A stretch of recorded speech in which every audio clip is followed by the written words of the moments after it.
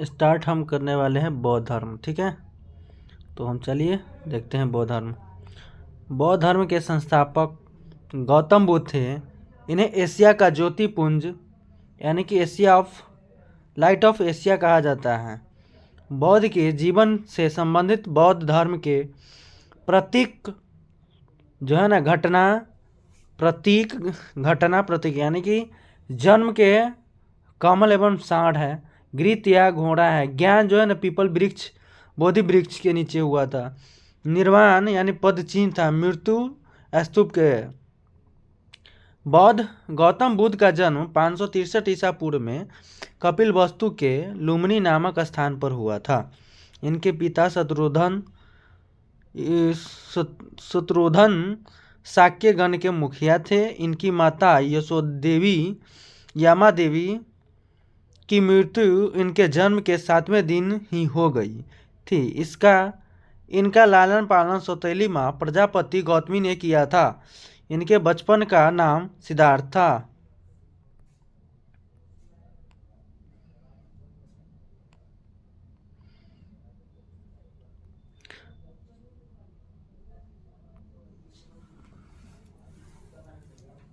गौतम बुद्ध का विवाह 16 वर्ष की अवस्था में यशोधरा के साथ हुआ। इनके पुत्र का नाम राहुल था। सिद्धार्थ जब कपिल वस्तु की सैर पर निकले तो उन्होंने निम्न 4 दृश्यों को क्रमशः देखा: बूढ़ा व्यक्ति, एक बीमार व्यक्ति, सर्व एवं एक सन्यासी। सांसारिक समस्याओं से व्यवस्थित होकर सिद्धार्थ ने 29 वर्ष की अवस्था में गृह त्याग किया, जिसे बौद्ध धर्म में महाविनिष्क्रमण कहा गया। गृह त्याग करने के बाद सिद्धार्थ बुद्ध ने वैशाली के अलार कलाम से संख्या दर्शन की शिक्षा ग्रहण की। अलार कलाम सिद्धार्थ के प्रथम गुरु हुए। अलार कलाम के बाद सिद्धार्थ ने राजगीर के रुद्रकामपुत्र से शिक्षा ग्रहण की। उर्वेला में सिद्धार्थ को कैनिडयन, वापसा, भाद्या, महानामा एवं अससागी नामक 5 साधक मिले।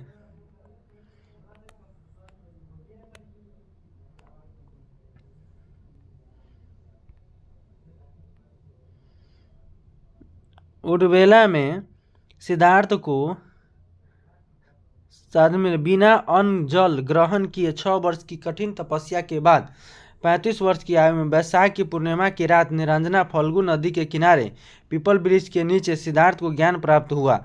ज्ञान प्राप्ति के बाद सिद्धार्थ बुद्ध के नाम से जाने गए। वह स्थान बौद्ध गया कहलाया। बुद्ध ने अपना प्रथम उपदेश सारनाथ यानी कि ऋजुपतनम में दिया, जिसे बौद्ध ग्रंथों में धर्म चक्र प्रवर्तन कहा गया। अद्भुत भारत लेखक एल बासाम के अनुसार 39 दिनों की तपस्या के बाद बुद्ध को ज्ञान की प्राप्ति हुई।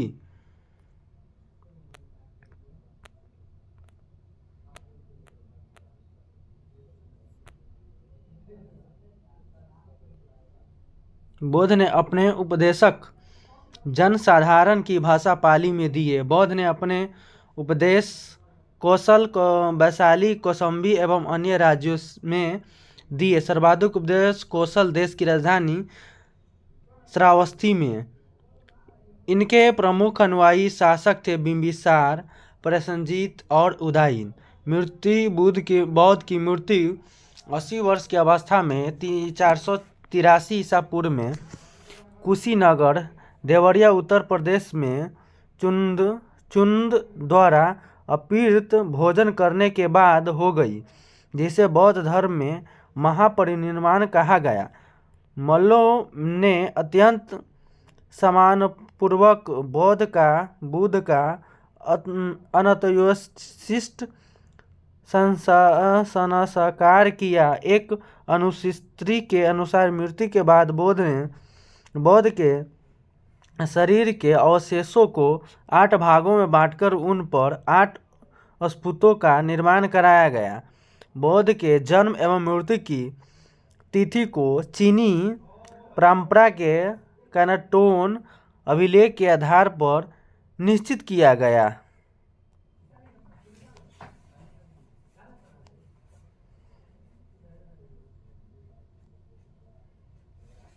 बौद्ध के बारे में हमें विषाद ज्ञान त्रिपिटक यानी विनय पिटक, सूत्र पिटक एवं अभिधान पिटक से प्राप्त होता है। तीनों पिटक की भाषा पाली है।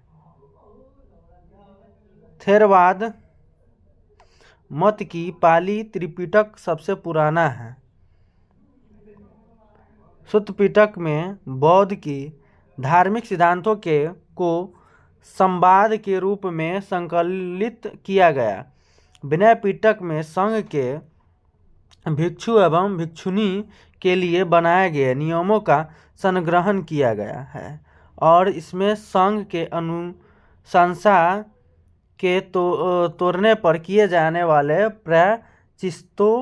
प्रायश्चित्तों की सूची भी दी गई है।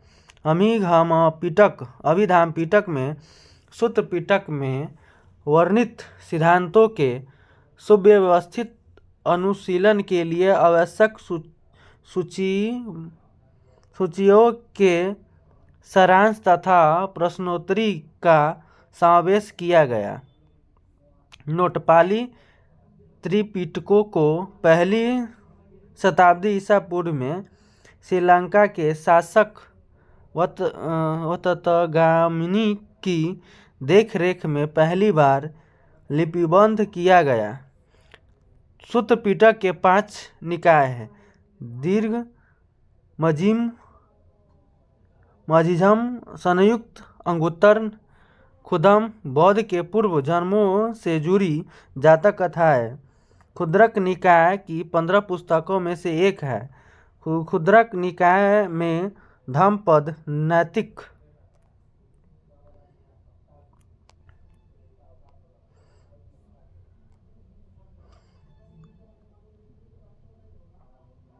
नैतिक उपदेशों का पदार्थात्मक संकलन, थेरगाथा बौद्ध भिक्षुओं का गीत और थेरीगाथा बौद्ध भिक्षुओं की गीत है। बौद्ध धर्म मूलतः अनिश्वरवादी है। इसमें आत्मा की परिकल्पना भी नहीं है।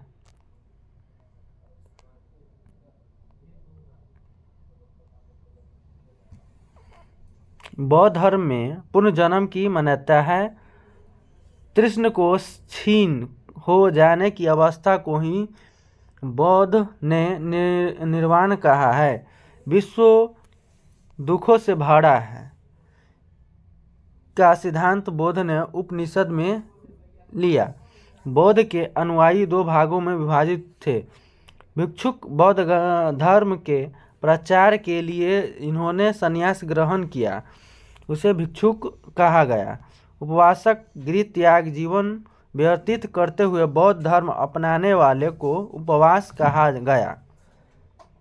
बौद्ध संघ में सम्मिलित होने के लिए न्यूनतम आयु सीमा 15 वर्ष थी। बौद्ध संघ में प्रविष्ट होने को उपसंवाद कहा जाता है। बौद्ध धर्म के त्रिरत्न है बौद्ध धर्म और संघ, बौद्ध सभाएं।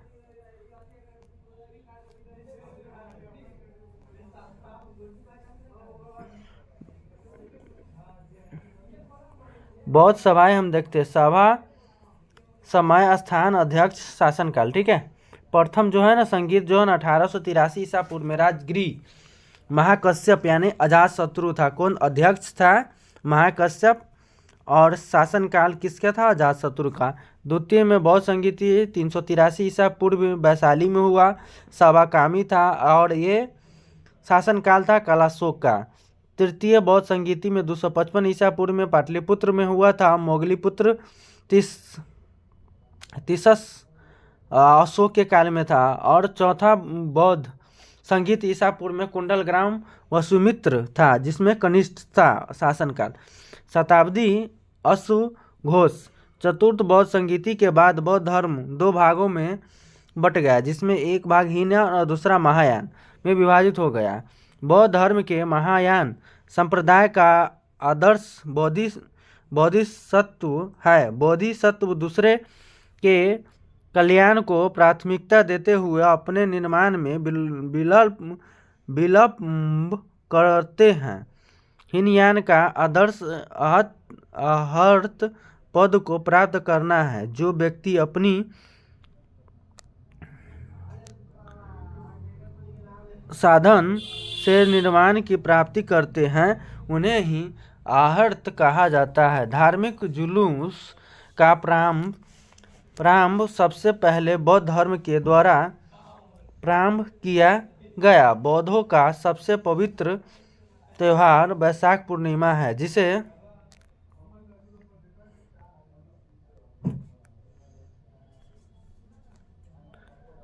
बौद्ध पूर्णिमा के नाम से जाना जाता है। इसका महत्व इसीलिए है कि बौद्ध पूर्णिमा के ही दिन बौद्ध का जन्म, ज्ञान की प्राप्ति एवं महापरिनिर्वाण की प्राप्ति हुई।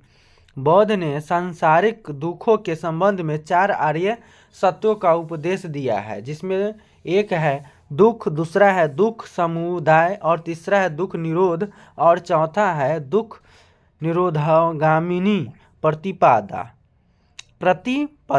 ठीक है।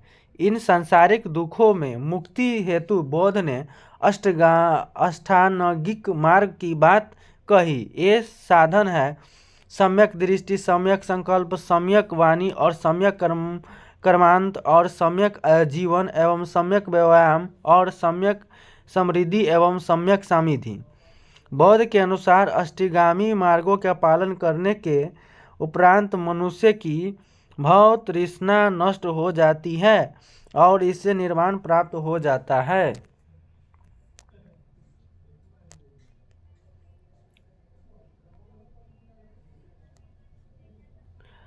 और निर्वाण बौद्ध धर्म का परम लक्ष्य है, जिसका अर्थ है दीपक का बुझ जाना, अर्थात जीवन चरम चक्र से मुक्त हो जाना। बौद्ध ने निर्वाण प्राप्ति को सरल बनाने के लिए निम्न 10 शीलों पर बल दिया। अहिंसा, सत्य, असत्य, चोरी न करना, अपरिग्रह, किसी प्रकार की संपत्ति न रखना, मद सेवन न करना, असमय भोजन न करना, सुखप्रद बिस्तर पर नहीं सोना, धन संचय न करना, स्त्रियों से दूर रहना और नित्य गान आदि से दूर रहना। गृहस्थियों के लिए केवल प्रथम 5 शील तथा भिक्षुओं के लिए 10 शील मनाना अनिवार्य था। बुद्ध ने मध्यम वर्ग मध्यमा प्रतिपाद का उपदेश दिया।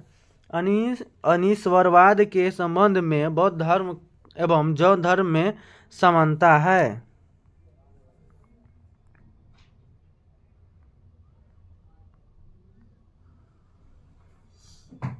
जातक कथाएं प्रदर्शित करती है कि बोधिसत्व का अवतार मनुष्य रूप में भी हो सकता है तथा पशुओं के रूप में भी। बोधिसत्व के रूप में पूर्व जन्मों की दीर्घ श्रृंखला के अंतर्गत बौद्धों ने शाक्य मुनि के रूप में अपना अंतिम जन्म प्राप्त किया, किंतु इसके उपरांत मैत्रेय तथा अन्य अनाम बौद्ध अभी अवतारित होने शेष है। सर्वाधिक बौद्ध मूर्तियां का निर्माण गांधार शैली के अंतर्गत किया गया है, लेकिन बौद्ध की प्रथम मूर्ति संभवतः मथुरा काला के अंतर्गत बनी थी। तिब्बत, भूटान एवं पड़ोसी देश में बौद्ध धर्म का प्रचार पद्मसंभव गुरु रिनपाच ने किया। इनका संबंध बौद्ध धर्म के ब्रजयान शाखा से था। इनकी 123 फीट ऊंची मूर्ति हिमाचल प्रदेश रेवाल सर झील में है। भारत में उपासना की जाने वाली प्रथम मूर्ति संभवतः बौद्ध की थी।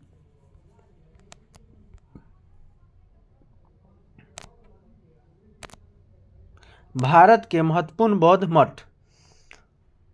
ताबो मठ, जो ताबो गांव स्पीति घाट यानी हिमाचल प्रदेश में है। नामग्याल मठ जो न धर्मशाला हिमाचल प्रदेश में है। हेमिस मठ जो है ना लद्दाख जम्मू कश्मीर में है। थिक्से मठ जो है ना लद्दाख जम्मू कश्मीर में है। सासुर मठ जो है ना लाहौल स्पीति जो हिमाचल प्रदेश में है। मिनाडीलिंग मठ जो है ना देहरादून उत्तराखंड में है। रूपटेक मठ जो है ना गंगटोक जो है ना सिक्किम में है।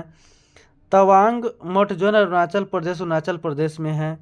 नाम ड्रामिंग मठ जो है ना मैसूर जो है ना कर्नाटक में है। बोधि मंडा मठ जो है ना बोध गया बिहार में है। तो वीडियो अभी तक बौद्ध धर्म खत्म किए। अगला लेसन में हम दूसरा देखेंगे। तब तक के लिए वीडियो को लाइक सब्सक्राइब जरूर कीजिएगा। तब तक के लिए अपना ख्याल रखिएगा। जय हिंद, जय भारत।